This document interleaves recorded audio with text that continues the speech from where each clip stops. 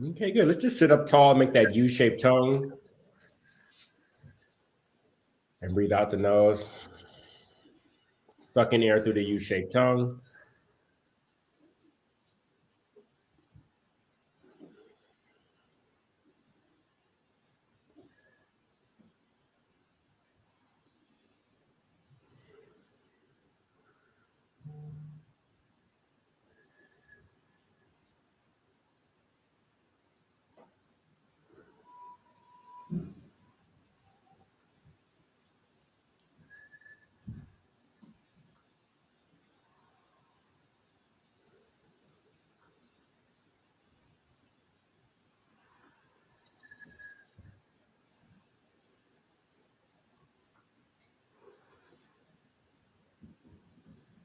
Take a deep breath in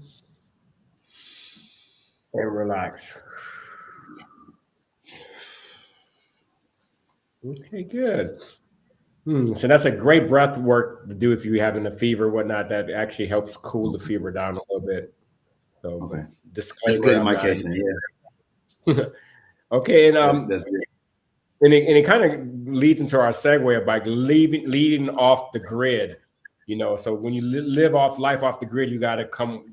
You got to cure yourself a lot of times, but you don't have all the things that the grid has to offer, such as Yeah, hospitals no and doubt. whatnot. And so you start Right. adapting certain modalities from ancient times or ancient techniques to help you survive during these times. Yeah. What do you feel about living off the grid? Is that of interest to you, or do you think it's people that are running away from things? Especially we have the election, and you hear so many people say, "Oh, I'm done with America after the results. I'm going to live off the grid." Yeah. Yeah, I mean, this happens. What I'm saying. I think that indifferently to whoever's in, who's ever been elected, it's been common to for people to say, you know what, I'm done with this. You know what I'm saying? So, one of the things I noticed, like with the last few algorithms, if you even go to YouTube or to Google, some of the most recent searches have been, can I change my elections, and how do I move out of the country? Mm. And obviously, I would tell people this, saying, being a person who's an expatriate, not expatriate in the sense that I'm not no longer a patriot of my state, but expatriate in the sense that, I'm a person that's moved out of my state. And this is something we talked about before. Unfortunately, we kind of look at, the English and the Americans who live in another country as expatriates, but we look at other people like from the Philippines, like our mom, or from, like, I don't know, Venezuela or Uganda. We look at them as, immigrants and refugees. You know what I'm saying? And I think that's a bad title. You know what I'm saying? But however, um, the case is that, a lot of people kind of, like, they kind of get fed up with things. They kind of want to, change their life. You know what I'm saying? They say, you know what? All right, I see what, most people decided on. That's not me. You know what I'm saying? But that's one of those things that can be quite difficult for a person to just up and leave. You know what I'm saying? You know that because you up and left. Not up and left, but you kind of started a new life. Very far away from home. From your hometown. Our mom did similarly. And I did the same thing too, moving to another country, another continent, and these type of things can be, quite heavy. So most people might try to find as a middle ground as homesteading, or living off the grid, buying up some, an acre, a couple of acres, saying, in the forest, in the woods, and trying to stay off the grid, creating or collecting their own rainwater, their own water, producing their own electricity, heat, and things like that, to rid themselves. I mean, some people even do this, say, not even for political reasons, or because the way they don't like the way things are going, but because of the fact that, what, they want to stay away from the normal lifestyle that everyone else does. And I really thought about that, and that's one of the things that we talked about before. As a segue, you know, why do you think that someone would decide to stay, off the grid or homestead, or, you know, basically fundamentally, to go back to the way we were? Why would you think so, Rich? I think that's a lot of people are just not satisfied where they're at, whether it be the person who's in office or the government, or maybe they're just not earning enough money in today's economy. So they feel like I think a lot of times it can be a way of an escapism, you know. Okay. So I think people are, excuse me. I Bless think you. No people, problems. No problem. a lot of people like to escape instead of face and challenge and try to step up to the challenge. You know, whether it's like, you know, you live in a country where you don't believe in the political climate, maybe you instead of sitting there and try to be a agent of change for the better, you just flee. You know, Okay. or if if you're not making any money, which I make, you don't have any money, maybe even if you're older, jobs aren't available to older people as much as younger people, or you just don't want to develop a new skill set for the modern economy, then, it may be a lot cheaper to live off the grid. But I think, I don't have no problem with what anyone does. But my whole Mhm. thing is this: I know that when people try to escape or run away from problems, those problems follow them wherever they go. So, Exactly, exactly. That was my main thing, right? yeah. In fact, like you said before, you hit the nail on the head. Um, I find that a lot of people when they're like, Roger, you did the right thing by getting out of here. I'm like, but I didn't get out of here because I was, saying was I was, saying I was uncomfortable with the system, the way things were. Just because I found myself being in a better situation where I was, and I decided to, try to make a lifestyle from that. I would imagine that was something similar for you too, because you've Mhm. been there for almost 3 decades. I've been here for 2.5 decades. So, I mean, I can feel what you're saying there. But the thing is that like you said before, there are a lot of things that are involved in staying off the grid. A lot of people say, what, I don't mind roughing it. Saying I remember I went camping when I was like 12 years old. But even though they really never did it themselves, saying it was like their parents or things like that.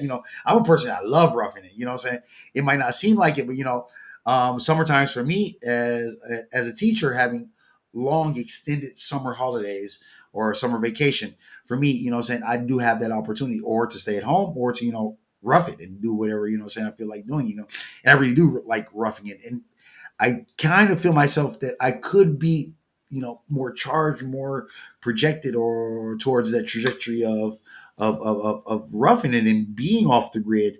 But I Mhm. even as myself, saying leaving my hometown, leaving a culture that I love, going to something completely different, I still find it, quite difficult, saying, or the ideal to, live off the grid, because we become so accustomed to so many different, accommodations, so many commodities, and what I want to say, what I want to ask you, say again, like I said, I believe you and I agree with you with the fact that a lot of people search this escapism.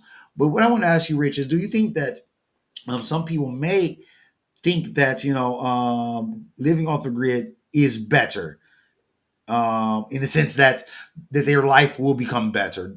Do you think that people who think that and move for those reasons, do you think they ever really find that, or do you think that it's always an illusion? Like I said, a lot of people find a lot of peace, moving off the grid, because sometimes the grid can be a little bit too overwhelming. But Okay. like I earlier stated, you definitely got to address what issues need to be addressed.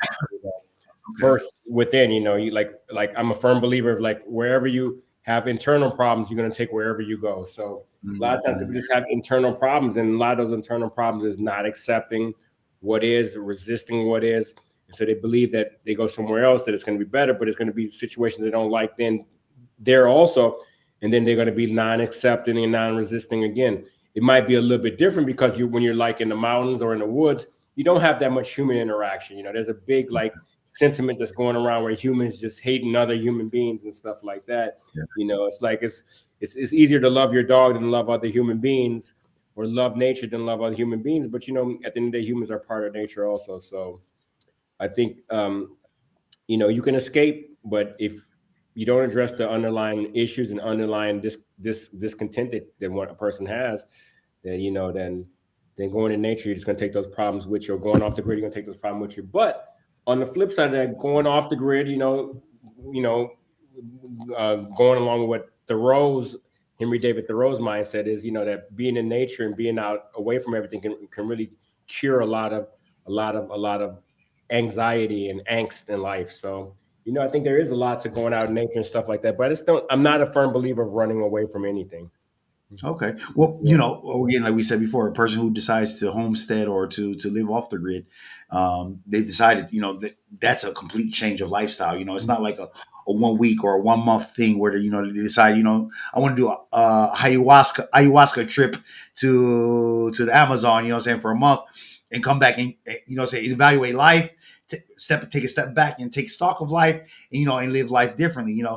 This Mm. is a lifestyle where a lot of people, they take whatever little or whatever much they've invested and put it into, starting this new life. Um, when a person decides to restart from the beginning, from scratch, and I'm asking you because we are both in very similar situation. We weren't blessed with the finances to have, say, financial support from our parents to establish ourselves to who we are today. But we made ourselves who we are today. Not saying that, saying we're anything special or anything, but in order to make ourselves as something that's viable, something that's that's solid, that's saying that's galvanizing on our own, and that's not an easy thing for most people to do. Um, but a lot of people think that's their overall objective or goals are. That's what their overall objective or goal is, for being able to go off the grid. How realistic do you think that is for most people? Or let's say this: of the people who actually fantasize the ideal of homesteading or getting off the grid, how many of these people do you think would actually, be able to cope with it, to bear with it, and to push on for a long period of time? And how many do you think would be able, like, after like a month or two, like, no, I can't do this, son. I'm done. I'm going back to the regular grind. I traveled a lot. Actually, I lived out a little bit during COVID myself. I met a lot of people that were living out their vans and stuff like that. And so, I mean, it's still somewhat on the grid, but not, I guess, not completely off the grid where you don't have any interaction with human beings. For a lot of people, I think they don't realize it that that's probably like the human dilemma. We're always discontent at other human beings, in particular ourselves. And then but if we don't have that human interaction, it kind of makes us a little kooky. Okay. So it's like, and then what happens is we really start hating ourselves. Then that dialogue that we have against hating other people, it starts going inward. So it So always starts. It always internalize. and it always starts internally. No matter what, we need to be able to address our underlying insecurities and stuff like that. And that's why practices such as meditation and Mhm. prayer, or whatever it is, or just taking time just to sit down and be quiet and being in nature can help you be able to process internally a lot more deeply. Mhm. It is coming to human dilemma. We can't live with people. We can't live without them. So we need people around us. So for a lot of people, I think the overwhelming majority of people can't really live off the grid for more than a couple months. But maybe there are some people who are real loners and hermits that can do it. So I think they're Yeah. they're Okay. Well, they're probably more in the minority than the majority. yeah. No. Definitely. Definitely. Without a doubt. I think, what I'm saying, because like you said before, as social creatures, we it's necessary to have that ability or have that situation in which we can communicate, in which we can interact with people. That's very necessary for us. I agree with that completely. But what do you think? What I'm saying is that, just like you said, and that was the point I was trying to get at.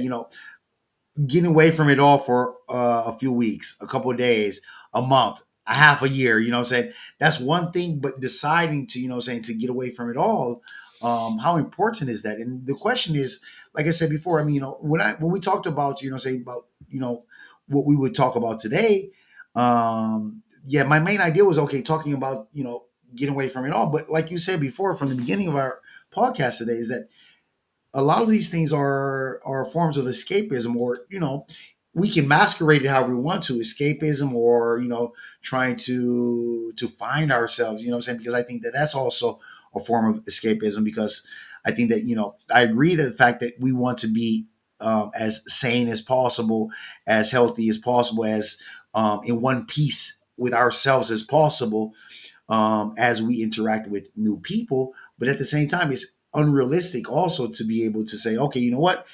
I'm not gonna find me a new partner. I'm not gonna find me a new boyfriend, or a new girlfriend, or a new wife until say I'm right with myself, because that's unrealistic. But you might be able to get right with yourself, but then as soon as you getting right with yourself means usually that you've isolated yourself in a context where you're not interacting with people, because in the end you have to interact with people, because like you said, we are social creatures.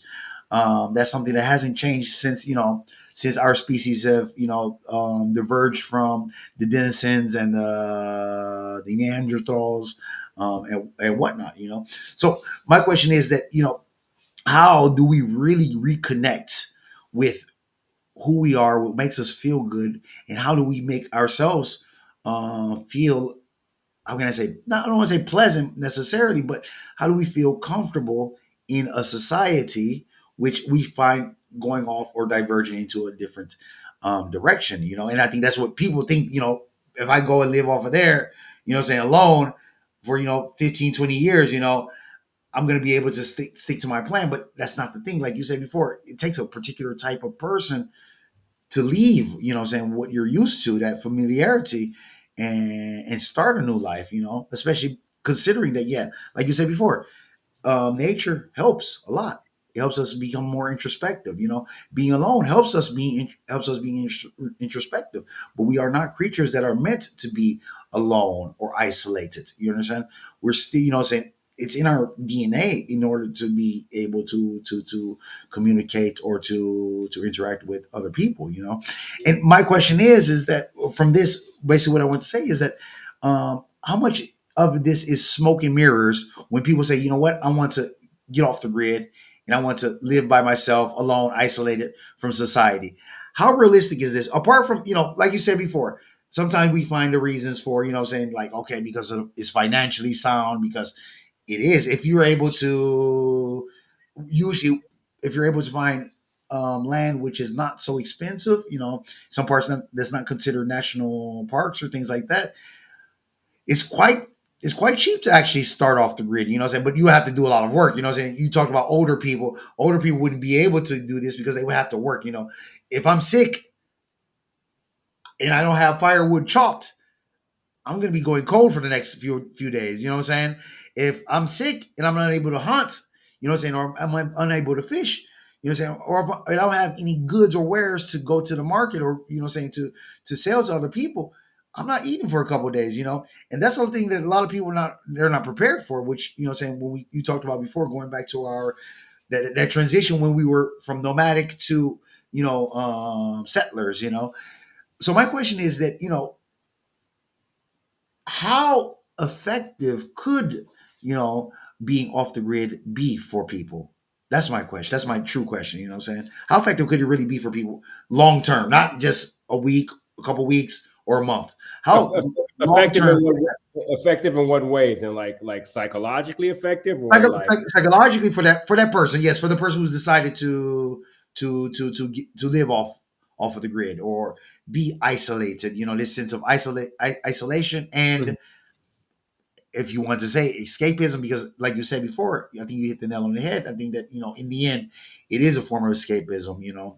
However you want to masquerade it. But yeah, but some people might not. They say, you know what, I love nature. And I want to live off the land. I kind of feel like that. I feel like I want to really live off the land because I feel good when I'm camping. And I've camped for a couple of weeks or 3 weeks. What I'm saying, with no real amenities or commodities or facilities at at my disposition, at my disposal. It is kind of tough, but when I look back at it, I always think, I think I could do that. But in reality, I think that maybe I really can't do that, because I am used to internet. I'm used to, hot water. I'm used to, if I wake up one morning, I'm like, I don't feel like doing nothing today, not doing anything, trying to can't clear out my schedule, and those are some kind of things that you can't afford to do when you are, we go back to those periods where we were nomadic slash settlers, because there was that transitional period, So my question is, how effective do you really think it is for a person if they decide to become a homesteader or off the grid, like not dependent on anyone You know, apart from.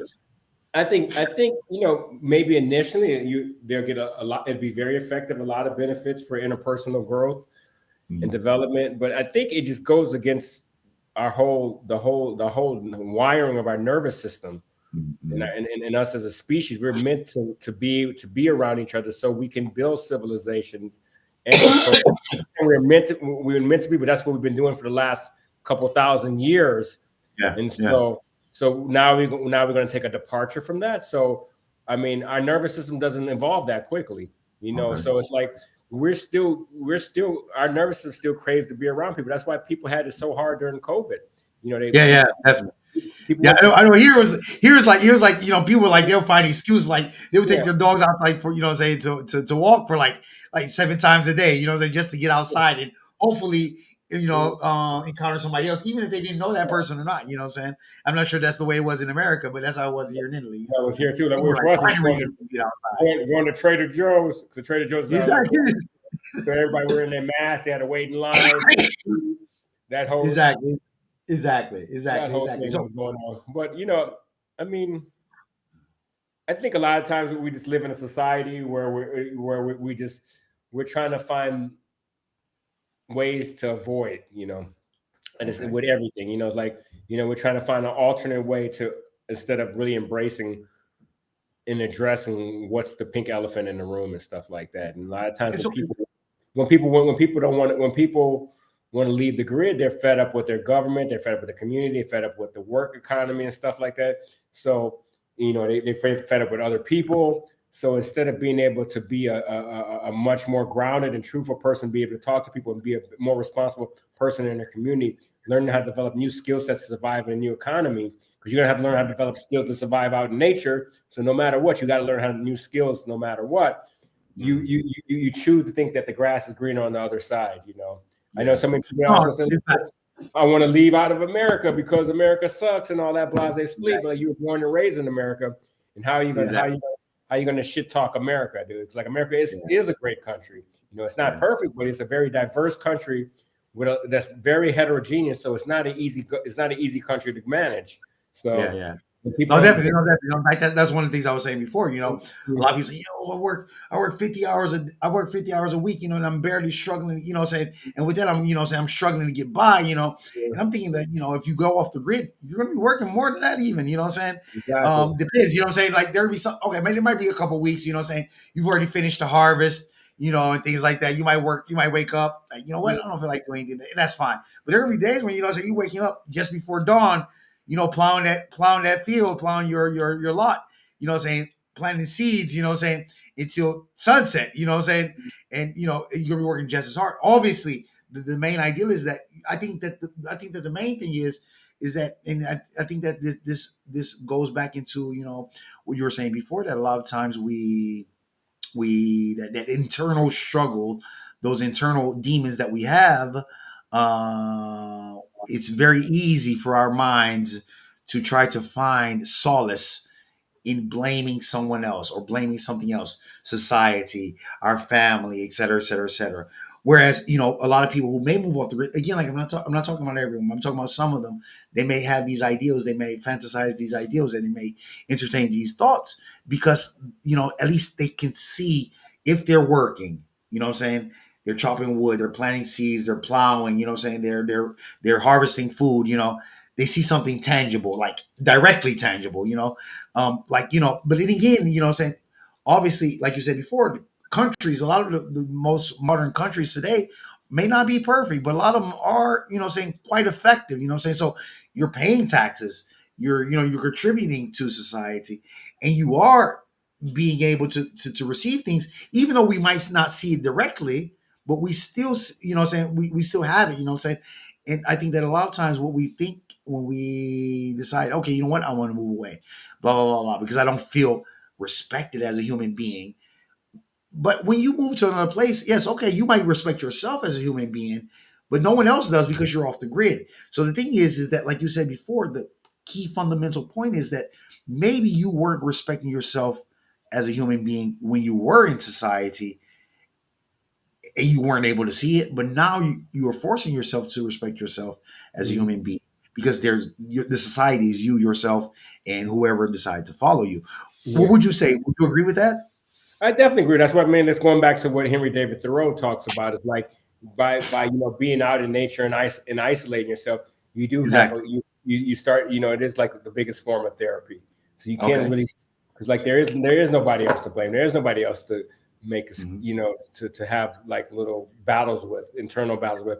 It's only you and you see it then and there.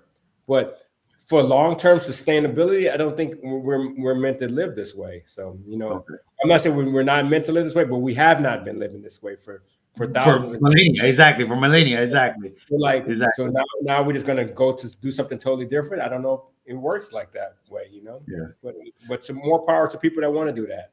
No, no, definitely, no, definitely. Like I said, I could really, like I said, on the surface, I really think that I could probably do something like that. But when I Yeah. really analyze things, when I really think about it, and this is one of the things. This is the reason why I talked to you about it today, is because I was thinking, but could I really see myself doing that for long term? And Mhm. even though when I decided to remain in Europe Yeah. for a long period, if not the rest of my life, even though I was still uncertain, I still saw myself being able to adapt to the lifestyle, to interact with people, to claim self responsibility in things, and that was one of the things that we were talking about. You know what I'm saying? And but living off the grid, that's one of those things that I really don't think that I can really see myself doing that for long periods of time. But because you're a person who's actually quite, saying quite, how can I say, acceptant. You accept, a bit of yourself, of your flaws, of your strengths, your weaknesses, your discrepancies, and your the things that make you, saying, a strong person. Um, do you think that you yourself could be able to live off the grid? Like, Like honestly. completely off the grid. I mean, I can Yeah. if I had to, I I mean, could. okay, obviously, when I say, in fact, when I say really off the grid, I mean I don't really mean like off the grid, like you won't see like a human ever. I'm not saying like the Sinhalese people who live off the coast of one islands in India where it's a UNESCO World Heritage Site where you Yeah, can't so yeah, visit. like I said earlier, I pretty much lived that way. I lived out of my Jeep for a couple months, and through Mexico. Okay, Just like yeah. I mean, I guess that's technically off the grid. okay, Mhm. it is. And, Yeah. and were you able, like you said before, that could be transformational, because the thing Mhm. is, we mustn't think that, okay, whatever is something might be considered bad. I don't think that, saying a bad drug trip um is necessarily a bad thing. It can help you also, kind of like connect to yourself, what I'm saying? Like, I think that, what I'm saying, like you said before, I don't think that long or being able to live, what I'm saying, not in a fixed place for 2 months, 3 months, like you said before, is not necessarily a bad thing. It might be necessary for a person to find themselves, but like I said before, but it becomes a bit extreme when we go to the point of making it long term or almost permanent or semi permanent. Mhm. So yeah, my question is, was like you decided to leave Michigan, what I'm saying, like me, you decided to move 6 hours away by airplane, what I'm saying, like a lot of my friends here and colleagues and acquaintances here, when they say, say my brother's, he lives in LA, like, okay, so still in America. I'm like, yeah, but yeah, Mhm. that's 6.5 hours, what I'm saying, away from Detroit. It's not a short flight. It's like here to, St. Petersburg in Russia, what I'm saying? It's not a short flight, what I'm saying? It's a long distance. It might be the same country, but it's a long distance. And even, the culture and everything changes. The way of living changes. It might be the same language, maybe the same currency, but, lifestyle changes still the same, and, Different and culture. same thing with me, moving here. But like I said, I knew that I was able, saying, even though I didn't know how I would adapt, I knew that I could adapt. But do you think that Richard, as yourself, do you think that you could be able to adapt to being able to be cut off more or less completely from society? Obviously, going back to the small village or small town and sell some of your wares and your fruits and your vegetables, But apart from that, do you think that you could be able to be completely independent from the rest of society for a long period of time? I mean, I think I could if I had to. Yeah, like you said, if I had to. But I think like and we talked about this before in one of our earlier podcasts about like it's something powerful happening by having the economy of scales, of having a Yeah, marketplace with other people and bartering with people with a currency and whatnot. yeah. It makes things a lot more convenient, a lot more easy for people. Yeah. So No, in fact, so that's what some of the people, and like I said before, I think that some people you might use that as an excuse for going away. You know, they're like, oh yeah, we're going back to the regular bartering system. You know, now I know when to pick fruit and plant fruit, which I think is really really important because today, in fact, I don't know if I told you this before, even it might have been in a private conversation, but I remember I had a student once. I saw he was wearing a watch. And it was like a really fancy watch because the brand name was brand name, you know what I'm saying? I'm sure the watch, if I'm not mistaken, costs at least from 500 euros and up.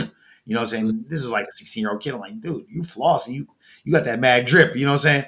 And but it wasn't working. And it had it was like 2 o'clock. You know what I'm saying? It was really like 11 o'clock. I'm like, but the time is wrong. You're like, okay, yeah, I really don't care about the time. I'm like, why do you don't care about the time? And I'm like, he's like, I don't know how to really read time. And it's strange. And I'm not saying that, you know what I'm saying? I'm not trying to say that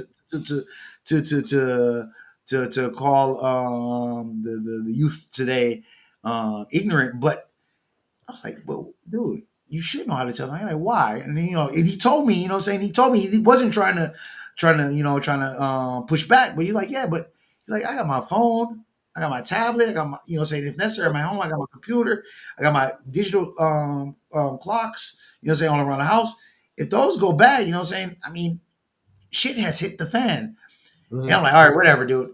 And then when I thought about that, when I sit them on break, and during the break, I was like, wow, you know what? That's true, though. You know what I'm saying?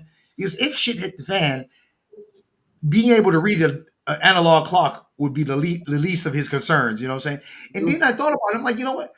I don't know how to read a sundial. I yeah, don't know exactly. when to plant. I don't know when to plant rocket or Roman lettuce or tomatoes. Actually, I do now. But at that moment, I was thinking like, I don't know when to plant these things or fava beans or you know, what I'm saying chickpeas and things like that. I didn't know when to do those things.